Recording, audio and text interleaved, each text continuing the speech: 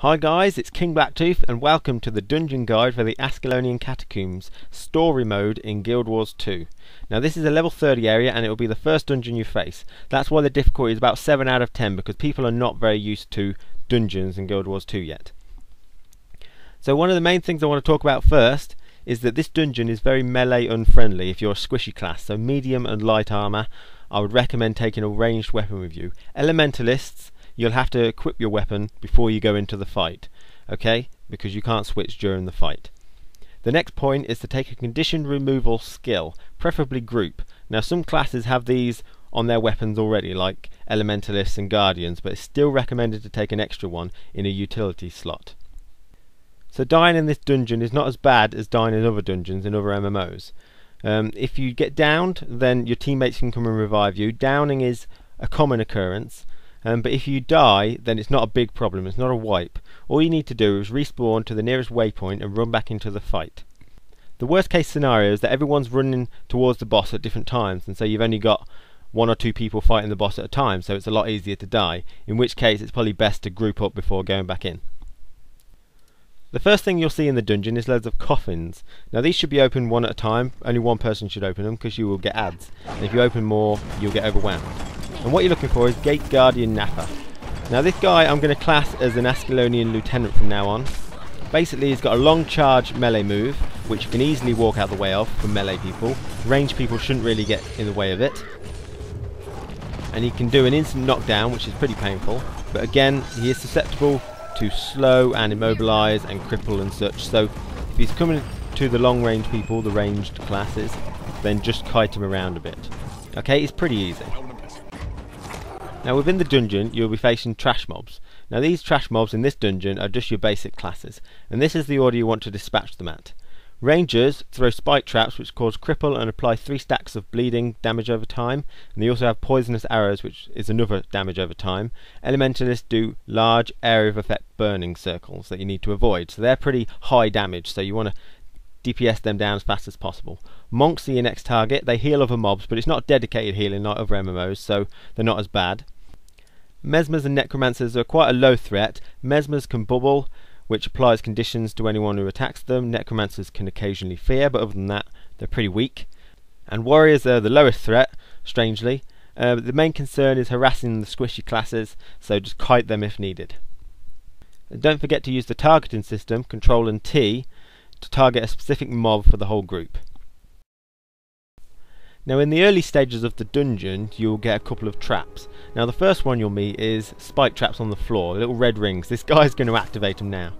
So you want to time it so that you run through and you're trying to aim for the chain at the end. You need to pull the chain and that will stop the traps on the floor. But then an Ascalonian captain will arise. This is similar to the Lieutenant. This one doesn't seem to move, but he just has an instant melee knockdown. So heavily armoured melee classes just heal after he does that. Other than that he's pretty simple. The next time you'll meet this kind of traps is a bit later on, but still before the first boss. You'll have gargoyle heads on the walls as well. Now these shoot fire at you. 2 strategies is to destroy the gargoyle heads as you're moving through. The second one is to just run all the way through and pull the chain. Now pulling the chain will only stop the ground spike traps. The gargoyle heads will still be there and still be firing at you if you choose not to destroy them beforehand. So you'll have to destroy them after. If you destroy them, you raise back up, you rally, so it's not a big deal. And from there you just continue on through the dungeon and then you'll be at your first boss.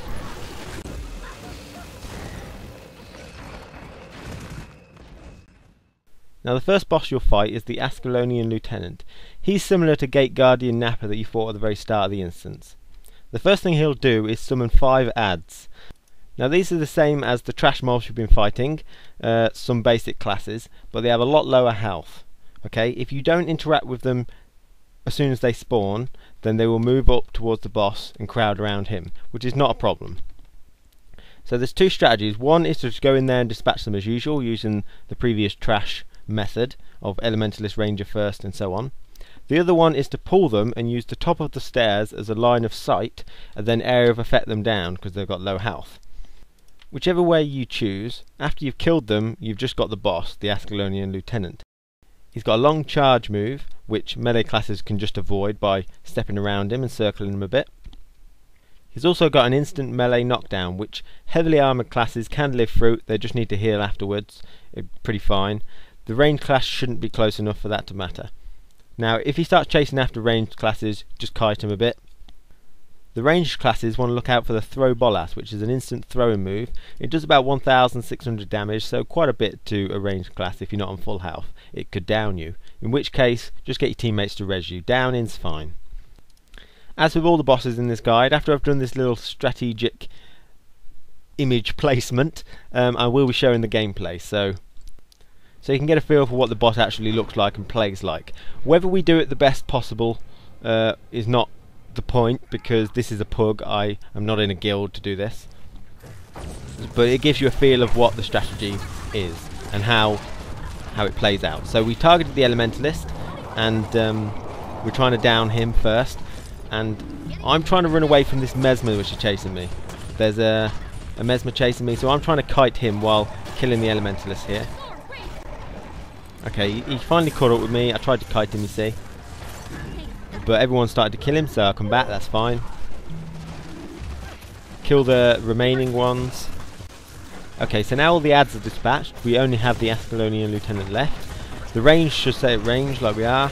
We start putting movement impairing effects on him just in case he decides to go for range, because remember, aggro is not based on tanking. It's based on multiple things such as distance, damage, important things like reviving and such like that. So I may get aggro from reviving this guy. I didn't seem to though. Okay, he threw a bolas at me there, and I was on half health, so it downed me, and I don't think no one's resurrected me, so it doesn't matter. Okay, see that long charge move he did there? He got plenty of time. He did an instant knock back there. That guy didn't have a chance to avoid, although he probably should have been a bit further away anyway. But other than that, it's a pretty simple fight. That melee knockdown reached a lot further than I expected at that point. So, and that's the first boss. Pretty easy. You get a nice loot chest afterwards, which is nice.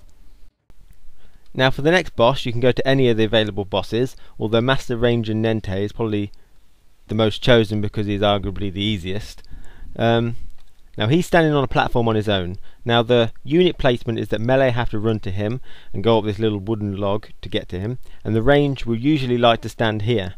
Although I think that's probably a bad choice, because standing there, unless you're a ranger with a longbow, you're on the maximum range of 1,200, in which case you haven't got much space to maneuver. So instead, I think it's best to go to the bottom right area. Anywhere on the bottom or the right is good, because then you get a bit more space to maneuver from his area of effect dots. Which brings me to the first point. In this phase 1, he has ranged AoE, which you just need to move out of. It's pretty simple. That's all he's got. The melee, well, obviously, you have to take a couple of melee hits.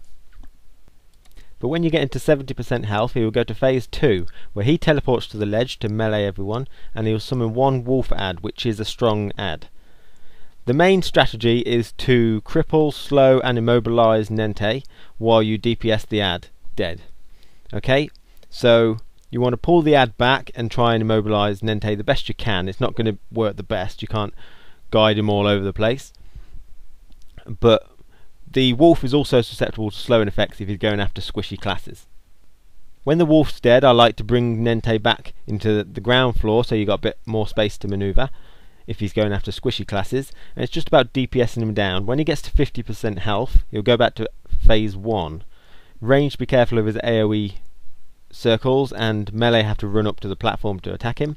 And then when he's at 30%, he'll do the same, teleport to the ledge, summon one wolf, and at that point you can choose to either DPS him or DPS the wolf. It's up to you. So to begin the fight, we started fighting him. For some reason he came down to us this time, which is a bit weird, but it doesn't matter. When he enters phase 2, you'll hear him say something about fighting you face to face. Here, we'll do this face to face, there we go. In which case he summons his wolf ad, so we all focus on him. And he teleports to the ledge to the bottom, so he took a while to actually come down. But anyway, he's there, so someone taking the brunt of him, and then we kill the wolf, and then we start targeting him. And when he gets to 50%, he will talk about going at a distance, so he'll teleport back to the ledge. There you go.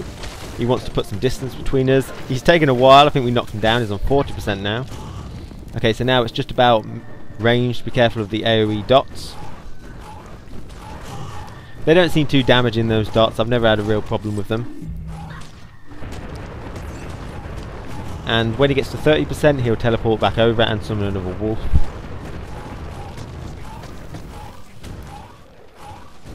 Okay, at this point, you've got two strategies: DPS him dead or DPS the wolf.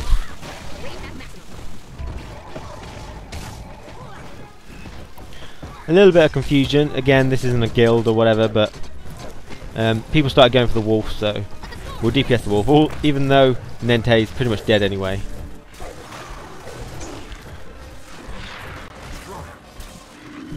And so that's Nente done.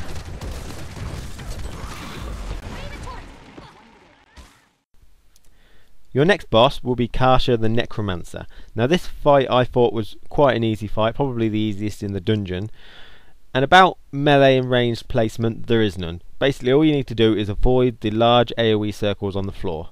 These AoE circles apply 4 conditions: poison and bleeding, which are going to be the most devastating and obvious, weakness and vulnerability. They only become a real problem when you've been applied by maybe 2 or 3, in which case this is where you want to use your condition removal skill. And it's just avoid the red circles, it's not too difficult. Occasionally she will summon ads.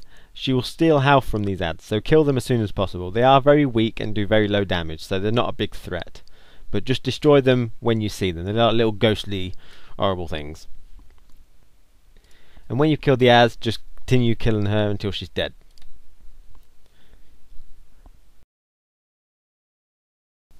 Okay, as soon as the boss fight starts, we just start attacking her, basically. Be careful of these red rings which are below me, as you can see. She starts placing more to my left, which I avoid. I like to run in a circle to the right, so I don't overlap myself.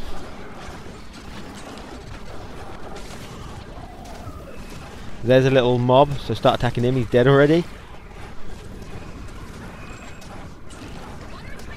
That's pretty much it. Be careful of these little red rings again.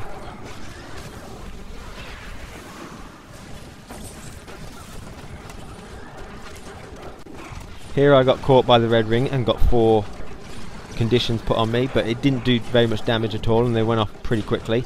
I got hit again, but I'd already used my condition removal, so I'm just trying to survive here, basically.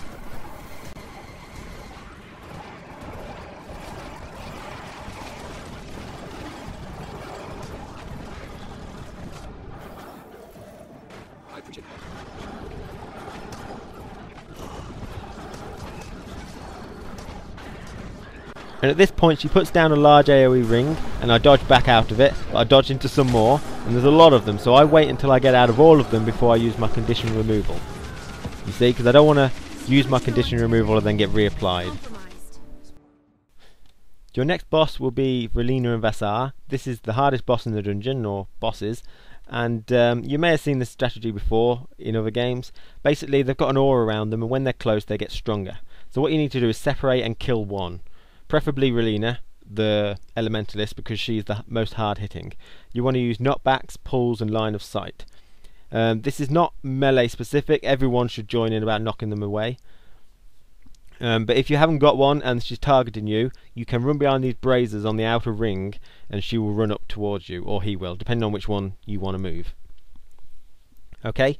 Alternatively, you can pull them both upwards through the door, but cripple one, so when one gets through the door you close it by lifting the boulder off. That separates them and then you just focus on one. But this is only temporary because the next move they've got is to teleport together occasionally. This will break the door separation method, so you either have to reapply it or knock them away as usual using line of sight and knockbacks and such. Okay? The main trouble is that they've both got quite a lot of skills. They both place down large AoE circles which need to be avoided. Vassar can bubble, reflecting projectiles, and he can also summon very weak ads which annoy you. It annoys me. Relena summons twisters, which knock people back, and throws lightning balls that damage and inflict confusion. So there's a lot of hectic stuff going on, so just basically try and kill her as fast as possible. You don't have to worry about his reflection of projectiles if you've got one melee person sort of tanking him, okay? And when you've killed one, it's a basic just kill the other one. It's a lot easier when one's dead. You don't have to worry about hardly anything. Okay, and so this is it.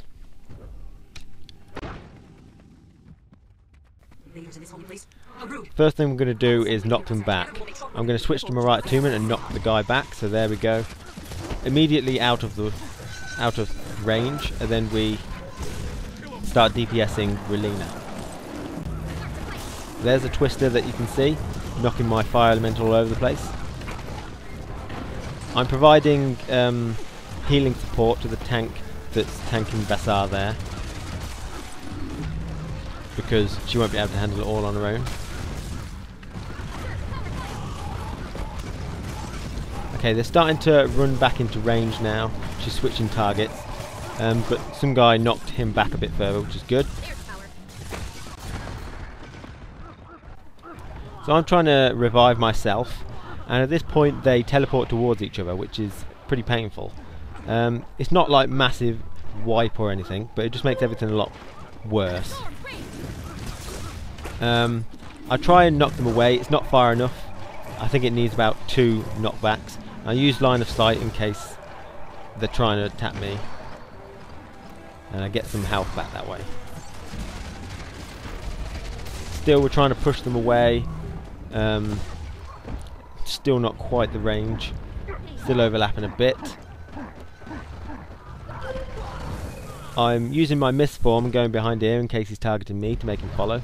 Didn't quite work. I've got this little ad. See that little ghost thing that's on me? That's gonna kill me, so it's really annoying. So I'm thinking it's better to just die and respawn. It's not a big deal. There's a waypoint very close by, and I'll be at full health there and ready to run in and start doing stuff. I tried knocking her away. It's not quite enough. She's targeting me, so I'm going to use the line of sight of this brazier up here to get her to run at me. Okay, so she's clearly at me now, which is good. Vassar seems to run, I don't know where he was running, but now they're together again, which is annoying.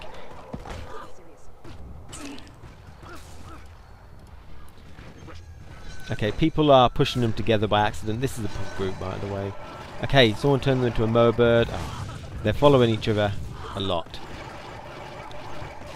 So this is not the best, but you just got to try your best to try and keep them away.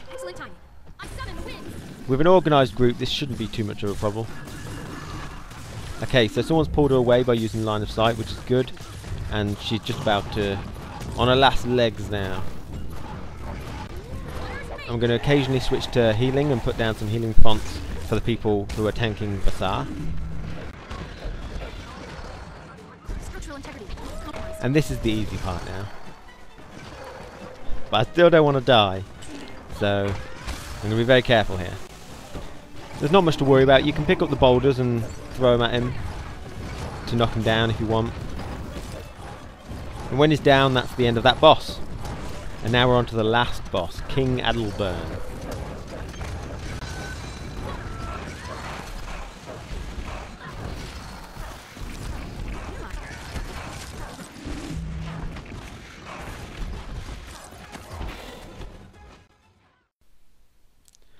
So the last fight of this dungeon is King Adelbern. Now this fight is an easy fight, but it could end up costing you a lot of money in repairs if you're not careful. The main thing that could get you killed is this faux fire AoE. Now these are large red rings that you need to look out for. They're very hard to see on the pale blue floor. Okay. Now you do get blue faux fire rings, which is like a wavy ghosty thing on the outer of that ring, but that only shows up when the AoE has already started, in which case you'll already be dead if you're inside it. Okay, so what you want to look for is the red rings. His other skill is to mass pull everyone close to him. Now, he doesn't seem to do much after the fact, so you just roll out if you're ranged and continue your normal routine. But the main thing is you just want to watch out for his faux fire AoE. That's pretty much all he's got. Okay, and on a side note, there is a waypoint extremely close to this fight, so it does make it an incredibly easy fight, but obviously dying is not a thing you want to do, because it will cost you money. Okay, so we begin the fight, he pulls us in, and so the only thing I need to do is watch out for these faux fire rings, and revive people that miss them, basically. Okay, see all this ghostly stuff? This is friendly. All this ghostly type AoE rings are all friendly rings. Okay? I think that's the one major problem, is that people don't quite realise the difference between, say, my healing rain and a faux fire ring, because they all seem kind of similar and people jump out of my healing, you see. So I think they need to differentiate between them, make them a bit more identifiable between enemy and friendly. Okay, so he hit me with some moves which caused me a bit of pain, and there's a ring here, clear ring, so we need to get out of that quickly. He didn't survive, my healer, my guy didn't survive, but he got back up somehow.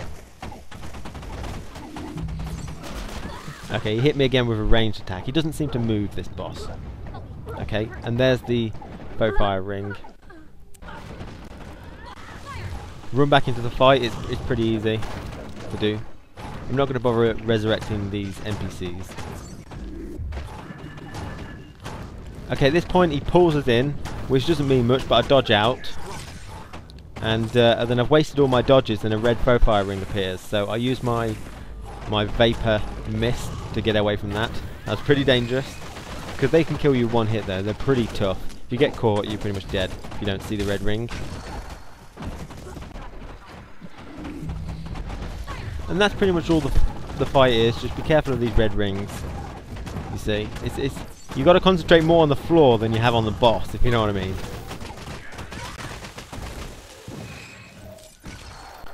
And so that's pretty much it for the boss. Just follow the same routine. Be careful of these faux fire rings. If it's your first time through the dungeon, you will get a nice shiny headpiece and exploration mode unlocked, which is level 35. And when you go through exploration mode, you will get more sets to go with that helmet. And so that's pretty much it. Thank you for watching, and I hope this guide helped with the story mode of the Ascalonian Catacombs.